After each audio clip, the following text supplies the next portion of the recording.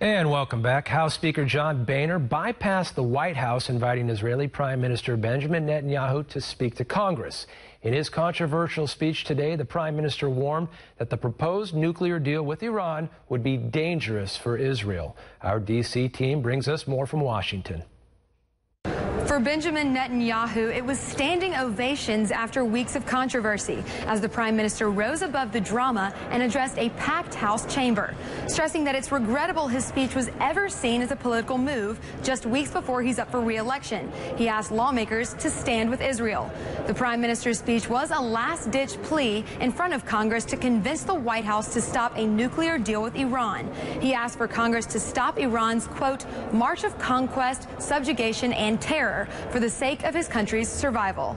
This deal has two major concessions. One, leaving Iran with a vast nuclear program.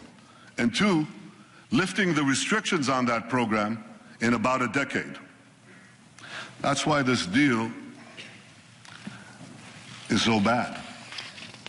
It doesn't block Iran's path to the bomb. It paves Iran's path to the bomb. But not all lawmakers gave applause from the floor. As many as 60 decided not to attend.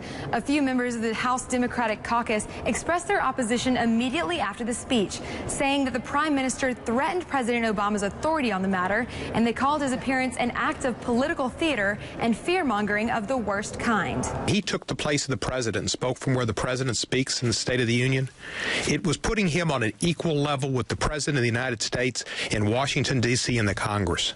And that was wrong, and that's why I didn't attend. Another concern among Democrats is that they say Netanyahu undercut the president's negotiations with Iran without offering any viable alternatives. And with that, I'll turn to my colleague Patrick Hushin at the White House with more. Patrick.